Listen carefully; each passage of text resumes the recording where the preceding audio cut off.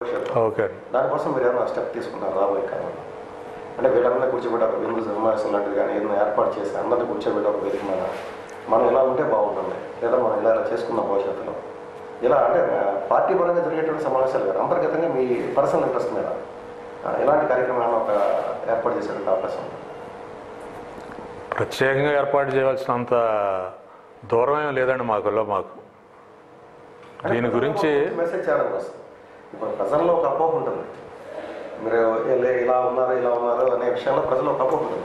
ప్రజల్లో ఉన్నటువంటి అపోహను తొలగించాల్సిన బాధ్యత నాయకులుగా మేము అడుగుతాం. మొన్న వారం రోజుల క్రితమే మంత్రి గారు వచ్చారండి.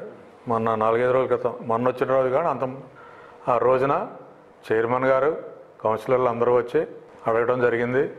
ఆ రోజున కౌన్సిలర్లు అందరూ తలా 10 లక్షలు నేను నిధులు ఇస్తాను అని చెప్పి మాట ఇవ్వడం కూడా జరిగిందండి. మంత్రి గారు అంటే పట్టణ అభివృద్ధి చదవబోతుంది ఈ దశలో.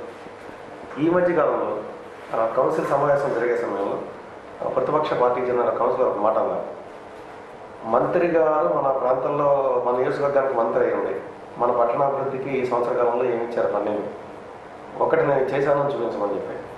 దానికి కొంత సమర్థంగా మీ తెలుగుదేశం పార్టీకి చెందినటువంటి కౌన్సిలర్లు మాట్లాడినప్పటికీ ఎందుకో ఇది చేశారు అని బాహాటంగా చెప్పలేకపోయారు. మంత్రి గారి ద్వారా ఏదైనా ఒక ప్రత్యేక కార్యక్రమాన్ని పట్టణానికి తీసుకొచ్చి ఇంకా మంత్రి గారి ద్వారా జరుగుతుంది అనే విషయంలో మీరు ఒక స్టెప్ ఎందుకు వేయట్లా? ఆయన అవగాహన రీచ్ వలన మాట్లాడాడు, కానీ ఆయన చెబితే చేయటం, ఆయన మానేయమంటే మానేయడానికి మా పార్టీ ఏం సిద్ధంగా లేదు. మా పార్టీ నమ్మి ఈ ప్రాంతంలో ప్రజలందరూ మాకు ఓటేసి గెలిపించారు. ఈ ప్రాంత ప్రజల యొక్క సౌకర్యం చూసుకుని మేము మా ఆర్థిక పరిస్థితిని కూడా చూసుకుని మొత్తం ఈ రాబోయే 2 సంవత్సరాల్లో మొత్తం పుల్లిపిల్లి చేస్తామండి. మీకు దాదాపు ఈ పార్టీలో మీరు ఇందాక ఒక చిన్న సంఘటన కూడా చెప్పారు, తల్లిదండ్రులు మరణించే సమయంలో కూడా దగ్గర ఆ టైంలో కూడా మీరు పార్టీకి సేవలు అందించారు. ఇటువంటి సందర్భాల్లో మీ కుటుంబం నుంచి ఏ విధమైనటువంటి ప్రోత్సాహం అవుతుంది ఒకటి, అదేవిధంగా పార్టీ ఏ విధమైనటువంటి ప్రోత్సహిస్తుంది? ఏమన్నా నామినేట్ పని కానీ ఏమన్నా వచ్చేటువంటి అవకాశం ప్రాముఖ్యమైనటువంటి సందర్భాలు ఏమన్నా? నా కుటుంబం నాకు 3 అబ్బాయిలండి, 3 కూడా ఉద్యోగాలు చేసుకుంటున్నారు. మాకు ఏ బాధలు లేవు. నా భార్య నేను ఇక్కడ ఉంటున్నాం. ఇక ఉండే కాలం కూడా మొత్తం ఆ రోజు నుంచి ఎన్టీ రామారావు గారు ఆశీస్సులతో పార్టీలో చేరాను. చంద్రబాబు నాయుడు గారు ఆశీస్సులతో ఆ రోజు నుంచి ఈ రోజు వరకు పార్టీలో ఉండి నిజాయితీగా పార్టీకి సేవ చేస్తున్నాను. ఇక రాబోయే కాలం కూడా నిజాయితీగా సేవ చేస్తాను. ఆయన పదవి ఇచ్చాడు ఇవ్వలేదని నేను పెట్టుకోను.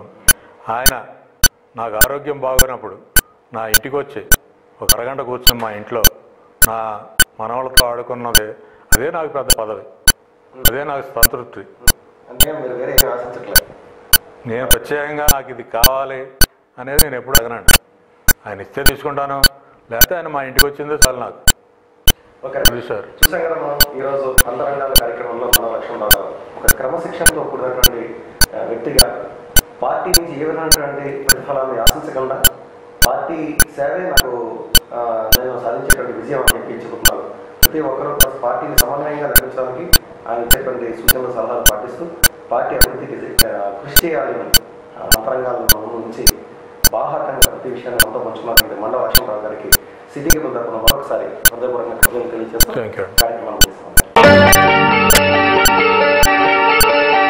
అంతరంగాలు అంతే ఎరగని ఆలోచనల సాగరాలు